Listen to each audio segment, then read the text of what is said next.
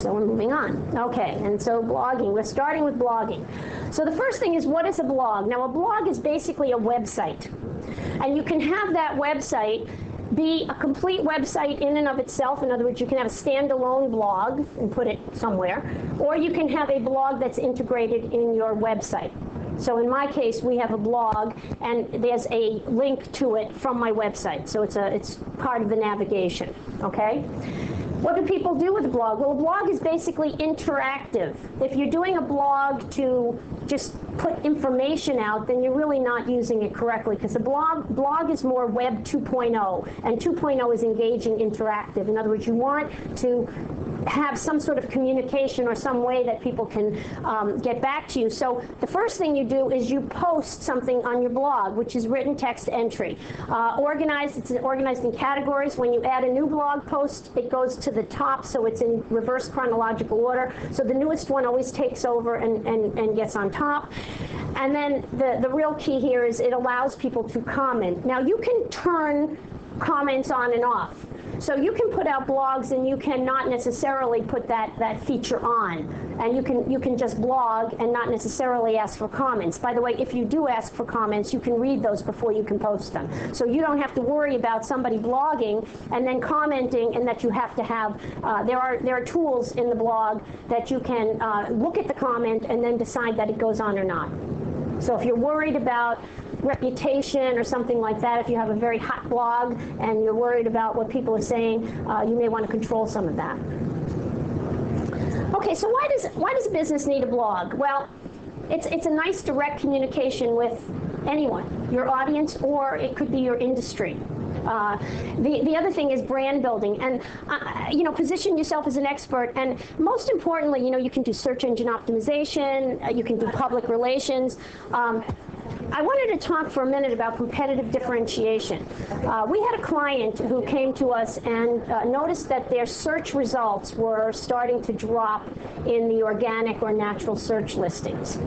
So they came to us and they said, I don't know what's going on. We used to have great positions. By the way, they were number 1 and 2, so they were dropping to 3, and they were concerned, So they came to us and they were concerned that they were dropping to number 3. But significantly, what we found was that one of their major competitors started blogging.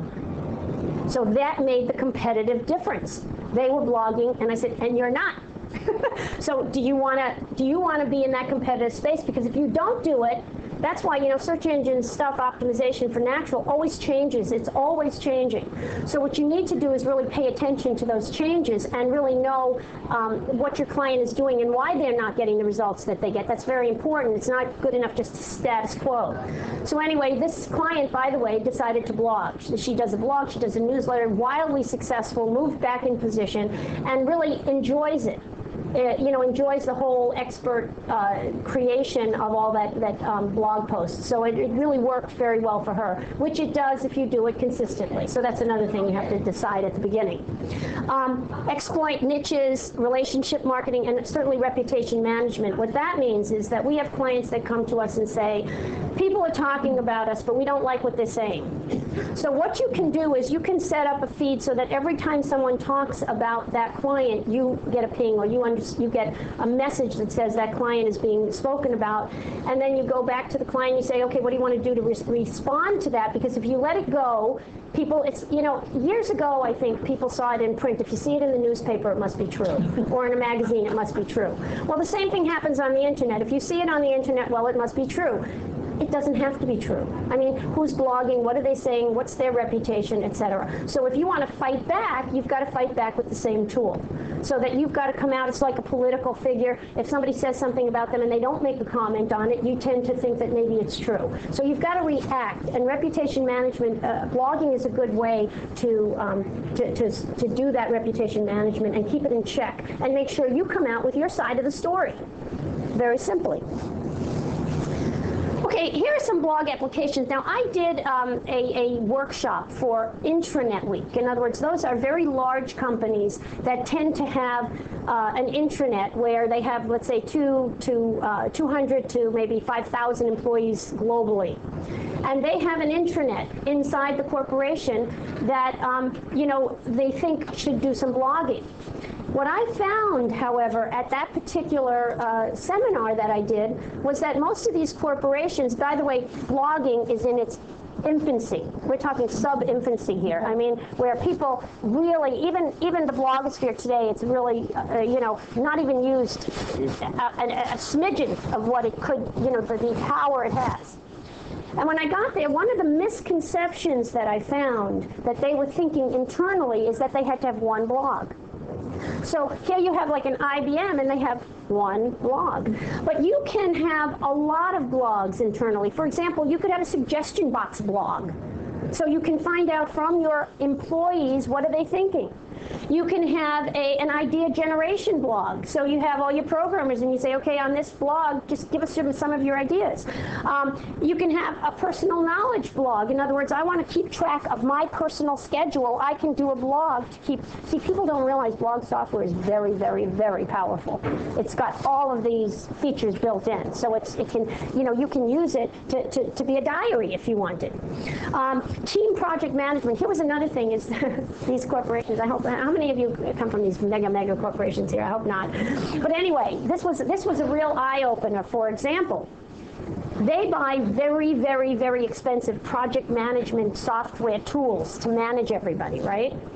You can set up a blog and do project management, so you can keep in touch with, if you have, let's say you're a construction company and you have construction sites in 5 different locations, you can have a blog that each project leader in each location just checks in, and all of you are talking together about the project.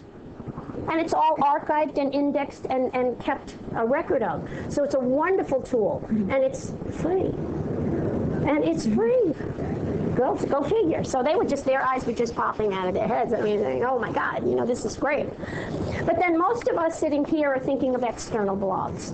What we're thinking about are blogs for a product, or to market our company well, to have customer service blogs. I mean, that's a great way to have interaction with a product. And a lot of times you see a lot of the sites today are very interactive with Web 2.0. So if you go to an e-commerce site, they may say, what do you think of the product? Give it a rating. That's the interactivity, the engagement that you want. You could do that with a blog and have your customers, react to customer service, products, and any kind of thing that you want to test and have information being exchanged through the web. Then you can also have industry aggregated blogs and analysis. What that means is that if I, for example, have a blog and I want to have my blog sort of synthesize everything that's going on in internet marketing, I could put all that information on a blog so that people can come to my blog. And like, for example, ClickZ or some of these bigger companies, Media Posts, they basically have blogs that are what we call integrated blogs, where they have industry information and people go there to find out what's happening in the industry. But they usually have an editor or somebody who filters out and figures out, what kind of posts are going to go on there and keeps everybody up to date.